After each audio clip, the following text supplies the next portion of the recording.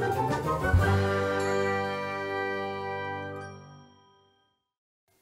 Sivitas UPI, selamat datang kembali di UPI Podcast program Bibir, Bincang-Bincang Ringan. Pada podcast kali ini akan ditemani oleh saya, Indriani Pratiwi, yang akan membahas seputar sekolah advokasi gender. Nah, pasti Sivitas UPI juga udah pada penasaran nih tentang apa sih sebenarnya sekolah advokasi gender ini. Nah, di sini juga aku ditemani sama salah seorang yang sangat istimewa nih, yang merupakan fasilitator dari sekolah advokasi gender. Mungkin kita bisa langsung kenalan aja nih sama Teh Azmi Matmanti. Halo Teh. Halo Sivitas UPI. Oke, mungkin Teteh bisa perkenalan dulu nih, karena dari Sivitas UPI juga pasti udah pada penasaran nih dan pengen mengenal lebih dalam dari Teteh ini seorang fasilitator dari sekolah advokasi gender. Oke. Halo semuanya, perkenalkan aku Azmi Mahatmanti. Aku akrab disapa dengan Azmi dari program studi bimbingan dan konseling angkatan 2018. Dan di sekolah advokat gender, aku menjadi salah satu fasilitator di sana. Oke, berarti aku manggilnya apa nih? Boleh panggil Teh aja, Teh Azmi. Oke, Teh Azmi ya. Nah, kalau kesibukannya kira-kira sekarang apa nih Teh, kalau boleh tahu? Kalau kesibukan aku secara akademik ya, lagi sibuk PPL karena semester 8 gitu. Dan juga ya nyusun-nyusun skripsi lah ya gitu. Dan lagi bergiat juga di UKM Grid dan juga UKSK gitu. Oke, keren banget nih narasumber kita kali ini. Nah, mungkin karena kita akan membahas tentang sekolah advokasi gender nih, kira-kira mungkin dari Teteh bisa memberikan informasi sedikit tentang apa sih sebenarnya program advokasi gender ini. Oke. Jadi program sekolah advokat gender itu sebuah program yang bertujuan untuk menyiapkan calon pendamping dari kasus kekerasan seksual yang ada di UPI gitu. Karena dari banyaknya kasus ternyata yang menjadi pendamping itu masih sangat minim jumlahnya gitu. Jadi untuk memasifkan baik dari pencegahan maupun penanggulangannya, dari situlah sekolah advokat gender itu lahir. Oke, tapi lingkupnya untuk di Sejauh ini masih lingkup Universitas Pendidikan Indonesia. Oke, berarti ada rencana untuk memperluas lingkup mungkin ya Teh ya? Iya, insya Allah. Oke, semoga tercapai mungkin ya Teh ya. Amin. Nah, kalau fokus dari kegiatannya ini apa sih Teh kira-kira? Karena fokus dari kegiatan ini tuh ingin ada pendamping baru, ingin melahirkan pendamping-pendamping dari kasus kekerasan seksual di UPI gitu ya. Tentunya kita berfokus pada peningkatan kompetensi. Jadi bagaimana sih caranya menjadi seorang advokat gender itu? Nah, di sanalah kita diberi ya sebuah materi gitu ya, dari baik itu konsep-konsep gender itu sendiri, terus juga konsep memahami kasus kekerasan seksual itu seperti apa, termasuk juga bagaimana keterampilan menjadi seorang advokat seperti itu. Oke, keren banget. Kalau misal berarti tujuannya ini untuk melakukan pelatihan gitu ya? Iya, pelatihan bagi calon pendamping. Oke, calon pendamping. Nah, kegiatannya dilaksanakannya online atau offline Teh? Kegiatannya dilaksanakannya secara offline. Oh, secara offline. Ya, jadi dilaksanakannya selama 2 hari pematerian dan juga praktik gitu secara langsung dengan difasilitasi oleh fasilitator yang ada. Oke, keren banget. Nah, kalau misalkan sekolah advokasi gender ini kira-kira kapan sih Teh dibentuknya gitu? Dibentuknya ini menjadi salah satu program dari Grid itu sendiri ya, program di tahun ini yang sebetulnya itu udah jadi cita-cita dari Grid udah lama, tapi kebetulan waktunya baru sempat dilaksanakan itu batch 1 di bulan Februari, di tanggal 22 Februari. Dan yang sekarang nih mau dilaksanakan di batch 2 di tanggal 26 sampai 27 Maret.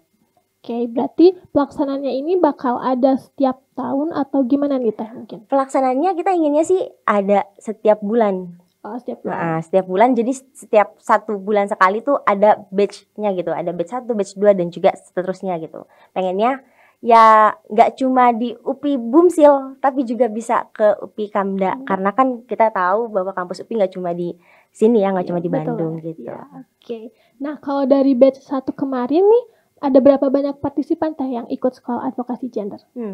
Kalau secara antusias pendaftar ya, bisa dikatakan banyak banget antusiasnya, tapi karena sekolah advokat gender ini juga kita ingin betul-betul memastikan kompetensi dari calon pendamping ini, jadi pun kita dibatasi gitu secara jumlah yang mengikutinya gitu ya. Jadi di sana pun dibatasinya dengan mereka harus lolos beberapa persyaratan baik dari seleksi administrasi maupun juga dari seleksi wawancara kayak gitu. Jadi setiap batch itu memang dibatasi jumlah pesertanya hanya sekitar 15 sampai 20, itu juga paling maksimal. Karena pengennya informasi dan pengetahuan yang disampaikan kepada calon pendamping ini benar-benar nyampe gitu. Takutnya ketika disampaikan dengan kelas besar itu jadi kurang dapet aja gitu kan. Jadi kurang kondusif lah Ya, kelasnya. betul. Ditambah mungkin karena ini kan pelaksanaannya offline kali ya, Iya, Teh ya. betul. Jadi mungkin diharapkan bisa lebih ngena kali ya, Teh, Betul, pelatihannya gitu ya. Nah, mungkin nih kalau misalkan kemarin kan Teteh baru dari Sekolah Advokasi Gender sendiri baru melaksanakan yang batch 1 nih. Nah, kalau Teteh waktu itu kayak promosi ke Sivitas UPI-nya tuh gimana sih, Teh, ke mahasiswa UPI gitu? Oke. Kalau dari kita masih menggunakan Instagram dan juga menggunakan grup dari calon anggota GRID. Jadi waktu tahun berapa berarti? 2021 ya yang pendaftaran UKM. Dan aku juga nggak tahu kenapa pendaftar calon UKM GRID itu banyak banget, 456 orang. Keren banget. Dan dihimpun di grup Telegram dan juga WhatsApp gitu ya. Nah, kita promosi di sana gitu. Dan orang-orang yang mengikuti atau menjadi peserta sekolah advokat gender pun ya yang terjaring dari grup maupun Instagram kayak gitu. Oke, berarti bisa dibilang kalau antusiasme dari mahasiswa UPI sendiri mungkin besar kali ya, Teh, buat mengikuti, terutama di UKM, terutama di sekolah advokasinya juga gitu ya, Teh. Nah, mungkin setelah menjalani batch 1 kemarin nih, Teh, kira-kira Sivitas UPI juga mungkin udah pada kepo nih, kira-kira apa aja sih kegiatan yang dilakukannya gitu, kayak membahas apa aja nih tentang sekolah advokasi gender ini gitu. Oke. Jadi kalau secara eksplisit ya, sekolah advokat gender itu akan dilaksanakan 2 hari pematerian dan juga langsung praktik juga. Di sana hari pertama akan membahas teori konsep dasar gender tentunya, terus juga memahami tentang kekerasan seksual berbasis gender gitu. Terus di sana juga akan diberikan informasi dan juga praktik secara langsung bagaimana sih pembuatan pelaporan dari penanganan kasus kekerasan seksual itu seperti apa gitu, atau biasa disebut dengan BAP-nya itu, buat BAP-nya tuh bagaimana gitu. Terus setelah itu juga akan dipelajari di sana bagaimana menjadi advokat yang memiliki keterampilan dalam mendampingi korban yang tentunya berpihak pada korban. Oke, kalau menurut aku ini menarik banget sih ya, Teh. Betul. Nah, kalau boleh tahu nih mungkin apakah di universitas lain juga apakah sudah ada nih sekolah advokasi gender? Aku kalau mau bilang belum ada takut disalahin ya sama yang lain. Tapi sejauh ini berdasarkan riset dari teman-teman kami gitu ya, belum ada dan masih sangat jarang. Mungkin secara UKM yang bergerak terhadap isu HAM dan gender itu udah ada ya. Tapi untuk yang mendirikan sekolah advokat gender atau mendirikan pelatihan, rasanya UPI menjadi universitas yang pertama kali mengadakan gitu. Wah, keren banget ya berarti ya. Iya, keren mahasiswa banget. UPI juga keren banget karena bisa kepikiran gitu ya, Teh, mendirikan sekolah advokasi gender gitu. Dan tentunya ini juga atas dukungan dari Bapak Ibu dosen pendamping dari UKM GRID itu sih gitu. Oke, keren banget. Nah, mungkin Teh buat kedepannya nih kira-kira apa sih yang diharapkan dari sekolah advokasi gender ini gitu? Harapannya yang pertama jelas kami ingin dari mahasiswa UPI ini kan banyak ya dari berbagai fakultas. Kalau diturunin lagi dari berbagai jurusan, inginnya tuh dari tiap-tiap jurusannya tuh ada gitu. Ini sebagai upaya untuk mengkomprehensifkan baik untuk pencegahan maupun penanggulangan KS di lingkaran kita gitu. Karena kan yang namanya menciptakan ruang aman itu kan tanggung jawab kita bersama gitu ya. Jadi ketika satu orang aja di prodi yang ikut sekolah advokat gender, itu akan jadi sebuah gerakan massal di UPI bahwa UPI bisa gitu menciptakan ruang aman bersama-sama gitu. Inginnya ke sana sih arahnya gitu. Dan selain itu juga inginnya ya setelah mengikuti sekolah advokat gender ini, para calon pendamping juga bisa dikatakan sudah langsung siap untuk bisa mengimplementasikan ilmunya gitu menjadi pendamping dari kasus-kasus di UPI gitu. Oke, keren banget. Nah, kalau setelah pelaksanaan batch 1 kemarin nih, Teh, kira-kira tujuan dari sekolah advokasi gender ini apakah sudah tersampaikan atau belum gitu, Teh? Kalau yang kami rasakan bisa dibilang sudah tersampaikan, pun juga yang mengurus untuk sekolah advokat gender yang batch kedua, ini pun rekan-rekan yang mengikuti sekolah advokat gender batch pertama gitu. Jadi selain mereka dibekali secara ilmu untuk menjadi advokat, mereka juga kita bekali menjadi penggerak untuk memperluas jaringan ini gitu, untuk menggerakkan orang-orang juga biar aware terhadap isu ini kayak gitu. Oke, nah mungkin dari tadi kita udah ngebahas tentang sekolah advokasi gendernya sekali ya. Nah mungkin dari Sivitas UPI juga atau mungkin dari teman-teman yang lain nih pada kepo kan teh sebenarnya mungkin udah marak nih kejadian permasalahan tentang kasus kekerasan seksual dan gender. Nah kalau misalkan hal yang paling umum ditemukan nih sekarang tentang kasus kekerasan pelecehan seksual dan gender ini kira-kira apa sih teh di masyarakat gitu? Jadi kalau ngomongin KBGS gitu ya, kasus kekerasan seksual berbasis gender gitu ya, yang paling umum di masyarakat itu yang paling sering kita temui dan mungkin jarang kita sadari adalah stereotip gender, bahwa kontribusi seseorang itu harus dibatasi dengan gender yang melekat di masyarakat gitu, karena gender itu kan konstruk sosial yang ada di masyarakat gitu. Bahkan juga bahwa hak seseorang itu harus terpeta-petakan dengan bahwa dia laki-laki harusnya seperti ini, dia perempuan harusnya seperti ini, dan itu membatasi hak seseorang juga menjadi bagian dari KS itu sendiri ya gitu. Dan yang paling marak juga kekerasan berbasis kekerasan gender dan seksual ini juga karena banyaknya itu di kasus pelecehan seksual, yang mana ini terjadi karena relasi kuasa. Karena sering banget nih latar belakang dari KS itu sendiri kan relasi kuasa, baik itu di organisasi, di lingkungan masyarakat gitu, di lingkungan organisasi yang gak sering kita sadari dan mungkin dekat gitu ya dengan kita gitu, tapi itu juga ternyata sering kita alami gitu. Bahkan ketika ada pemimpin dari perempuan itu pasti langsung didiskriminasi, dapat cemoohan dan sebagainya gitu. Kayak gitu sih yang paling sering terjadi. Ya mungkin hal-hal ringan, karena kasus kekerasan seksual itu kan nggak cuma kayak perkosaan dan hal-hal yang kita tahu gitu ya, yang secara fisik dan sebagainya gitu. Tapi hal-hal yang sebetulnya akrab di lingkungan kita, tapi juga kita nggak sadari itu gitu. Itu pun aku tahu ketika aku mencoba bergabung di UKM Grid ini gitu ya, dan baru paham ternyata KS itu ya bisa terjadi di mana saja, pada siapa saja dan kapan saja gitu. Dan itu sangat dekat dengan kita. Kita adalah calon korban dari kasus kekerasan seksual itu sendiri. Sangat mengerikan ya, karena kita juga nggak bisa menerka gitu. Bahkan tadi juga kan Teteh sebutin kalau relasi kuasa itu faktor yang sangat dekat sama kita, dan itu tuh bisa menjadi penyebab dari kekerasan seksual itu sendiri ya Teh.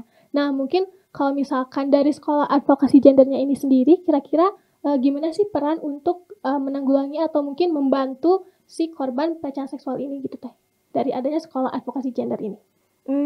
Kalau dari sekolah advokat gender itu berperan untuk membantu korban dari KS itu sendiri ya, lebih kepada karena korban KS yang di lingkungan universitas kadang masih enggan untuk bercerita, walaupun sudah ada lembaga di UPI yang memang secara kompeten itu sudah terpercaya gitu ya, dan menjaga kerahasiaan dari korban itu sendiri, tapi mahasiswa tuh masih enggan. Untuk itu sekolah advokat gender ini hadir sebagai peer counselingnya gitu, sebagai pendamping tapi yang masih sebaya gitu, karena mungkin korban yang khususnya dari mahasiswa juga akan lebih nyaman ketika bercerita dengan teman sebayanya, ketika bercerita dengan orang yang umurnya nggak jauh beda gitu. Makanya teman-teman dari advokat gender inilah yang nantinya akan terjun mendampingi para korban itu sendiri. Oke, nah mungkin kalau dari korban kan tadi bisa dibilang mereka punya ketakutan sendiri gitu ya Teh.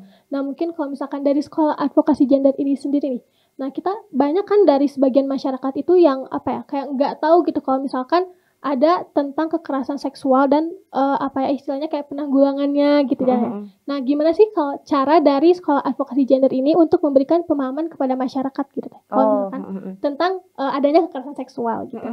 Sejauh ini sih hal yang kita lakukan itu masih memasifkan informasi melalui media gitu ya, melalui media yang kita punya, baik itu Instagram maupun YouTube gitu, untuk memberitahukan kepada masyarakat tentang informasi, ya bentuknya edukasi mengenai kekerasan seksual itu sendiri. Pun juga selalu ditanamkan bahwa dalam mencegah maupun menanggulangi dari kekerasan seksual itu sendiri adalah kita sebagai individu gitu ya, kita juga bisa melakukan itu dari lingkup terkecil kita. Apakah kita yang sudah belajar di sekolah advokat gender ini mau sharing ke lingkungan keluarga kita? Nah, itu yang kita terapkan juga ketika kita udah belajar di sekolah advokat gender. Harapannya nggak cuma media sosialnya aja yang berisik, tapi teman-teman juga bisa berisik di lingkungannya, bisa mengeduket di lingkungannya, baik itu di lingkungan program studinya, di lingkungan keluarganya gitu, tentang gimana sih KS itu, bagaimana menanggulanginya gitu, bagaimana pencegahannya gitu. Dan menurutku itu akan lebih impactful gitu ya, ketika kita nih selaku anak yang turut memberikan informasi itu ke keluarga gitu. Kita selaku ya sebagai teman di prodinya juga yang turut menginformasikan hal itu akan lebih impactful sih. Jadi selain menjadi pendamping, dia juga bisa gitu menjadi penggerak untuk menciptakan ruang aman di lingkungannya gitu. Oke, mungkin dimulai dari lingkungan terdekat kita sendiri. Jadi sebagai individu juga kita punya peran loh gitu dalam menanggulangi kasus KS. Meskipun kita mungkin belum kenal, dan sekarang kita kan udah tahu nih tentang kekerasan seksual sama adanya sekolah advokasi gender. Nah, mungkin setelah ini juga teman-teman dari Sivitas UPI juga bisa lebih aware nih untuk bisa membagikan ke lingkungan terdekat dulu gitu tentang bagaimana kekerasan seksual ini gitu. Nah, kalau dari sekolah advokasi gender ini sendiri, ada nggak sih Teh kayak tips yang dibagikan gitu untuk Sivitas UPI ataupun halayak yang lain tentang gimana ya kalau misalkan kita mengalami kekerasan seksual gitu? Tips iya ya. Kita selalu mengkampanyekan ini juga ya, ketika dari teman-teman Grid UPI diundang menjadi pemantik diskusi tentang KS, pun juga selalu diinformasikan di Instagram Grid UPI bahwa ada hotline yang bisa dihubungi di sana gitu. Ada kontak personnya. Di sana pun ada prosedur yang kita sosialisasikan gitu. Jadi sebetulnya cukup mudah dan sangat mudah gitu untuk melaporkan. Kalau kita menjadi korban KS, cukup hubungi nomor tersebut dan teman-teman bisa menceritakannya di sana gitu, dengan cerita yang sebenar-benarnya gitu, karena kerahasiaannya juga dijamin kayak gitu.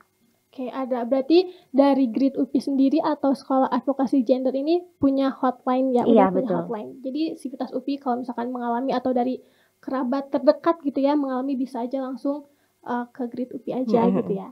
Nah, kalau harapan nih dari Teh Azmi sendiri gitu, setelah melihat banyaknya permasalahan kekerasan gender seksual, nah kira-kira apa sih harapan buat kedepannya gitu? Harapannya aku sih lebih ingin gini sih, ruang aman di sekitar kita itu benar-benar tercipta. Karena rasanya kalau di lingkungan akademik aja ya, ketika kita ngerasa nggak nyaman, ketika kita selalu dihantui oleh rasa takut dari kasus kekerasan seksual, takut dari dosen ataupun rekan yang melakukan pelecehan gitu ya. Jadi jangankan belajar dengan nyaman, jangankan informasinya masuk, jangankan kita paham apa yang disampaikan dengan dosen, apa yang disampaikan oleh dosen gitu ya, kalau kita selalu dihantui rasa takut gitu. Pengennya kita ngerasain bener-bener ruang aman itu sendiri, karena ketika kita udah merasakan itu, jadi kita sebagai mahasiswa dan juga sebagai orang muda mungkin ya, kalau dalam lingkup masyarakat akan lebih bebas gitu dalam berkarya, akan lebih dalam berkarya, berkegiatan itu akan lebih merasa terlindungi. Jadinya juga itu bakal ngaruh juga kan ke prestasi kita sebagai mahasiswa maupun ke prestasi kita sebagai orang yang ingin berkontribusi di masyarakat gitu. Takutnya belum juga mau mulai, tapi ternyata udah dapat diskriminasi gender lah dan sebagainya gitu. Itu yang malah jadi menghambat dari kontribusi anak mudanya itu sendiri sih, kalau di lingkungan masyarakat. Dan kalau di lingkungan akademik ya malah jadi ngebuat gimana mahasiswanya mau berprestasi secara akademik atau secara non akademik gitu, kalau ruang amannya aja nggak ada gitu di lingkungan kampusnya. Oke, mungkin harapannya juga jadi kita bisa menciptakan ruang aman untuk kedepannya gitu ya Teh ya. Nah, kalau pesan nih dari Teteh sendiri tentang gimana kedepannya supaya kita dapat terhindar atau mungkin menanggulangi si kekerasan gender ini gimana sih Teh? Pesannya untuk Civitas UPI gitu. Oke. Pesannya kalau dari aku yang harus dipahami adalah kekerasan seksual itu kan bisa terjadi di mana saja, kapan saja, dan pada siapa saja gitu. Dan kita juga menjadi calon pelaku dan juga menjadi calon korban. Tapi dalam konteks menjadi calon pelaku adalah pilihan. Pilihan kamu mau atau enggak jadi calon pelaku. Dan harapan aku ketika teman-teman sudah tahu apa itu kekerasan seksual, bentuknya seperti apa, kamu punya pilihan untuk tidak menjadi pelaku. Dan sekarang setelah sudah punya pilihan untuk tidak menjadi pelaku, kamu juga punya pilihan gitu untuk bisa menjadi individu yang turut bisa menciptakan ruang aman dan juga mencegah dari KS itu sendiri. Tadi sih karena kalau menanggulangi kasus KS itu kan nggak hanya selingkup bentuknya organisasi, tapi dari lini terkecil gitu, dari lini individu nanti naik ke lini organisasi gitu, dan lini lembaga dan baru ke negara. Makanya penanggulangan kasus KS tuh ya harus komprehensif gitu, tapi juga akan jadi lebih berhasil ke komprehensifan itu ketika dimulai dari kita selaku individu yang udah paham. Itu sih. Dan teman-teman yang mungkin sekarang nih udah dengar dan udah tahu, oh ternyata ketika kita misalnya amit-amit ya ada teman kita yang menjadi korban dari pelecehan seksual atau KS yang ada di kampus, kita udah tahu harus lapor kemana. Nah teman-teman bisa kok gitu menjadi orang yang berperan untuk mendampingi temannya untuk melapor ke sana gitu. Gitu sih sebenarnya hal-hal ini tuh hal-hal yang mudah asal mau gitu, ketika kita udah paham akan sebuah informasi mau menerapkannya atau enggak di kehidupan sehari-hari. Mungkin dimulai dari diri kita sendiri ya Teh ya. Oke. Nah, setelah tadi kita banyak berbincang nih tentang permasalahan gender dan seksual, nah kita kembali lagi ke sekolah advokasi gender nih. Nah, buat teman-teman atau dari Civitas UPI yang pengen tahu nih kegiatannya gitu, ada nggak sih kayak media yang bisa kita tuju buat ngelihat aktivitas dari sekolah advokasi gender itu sendiri gitu. Oke. Teman-teman kalau mau tahu tentang informasi sekolah advokat gender, bisa cek Instagram Grid UPI dan juga bisa cek Instagram UPI Lawan KS, karena program ini juga program kolaborasi antara Grid UPI dengan UPI Lawan KS gitu. Kalau UPI Lawan KS itu lembaga dari pihak universitasnya, sedangkan Grid UPI ini kan UKM yang di lingkup mahasiswanya gitu. Jadi antara mahasiswa dan universitas tuh udah saling bekerja sama nih untuk bareng-bareng menciptakan ruang aman lah gitu untuk mengupayakan lewat sekolah advokat gender ini. Jadi di sana teman-teman bisa tahu informasinya gimana cara ikutnya dan syaratnya itu apa aja, udah sangat jelas tertera di sana. Dan juga ada testimoni dari teman-teman yang alumni sekolah advokat gender batch 1. Oke, nah bisa dicatat ya Civitas UPI buat yang pengen kepoin lebih lanjut nih tentang sekolah advokasi gender gitu ya. Nah mungkin Teh berbicara tentang tadi yang batch 1 itu ya. Nah kira-kira setelah pelaksanaannya ini ada nggak sih Teh hambatannya gitu? Hambatannya sejauh ini lebih ke ini ya, karena kita offline dan pengennya juga para peserta itu hadir offline.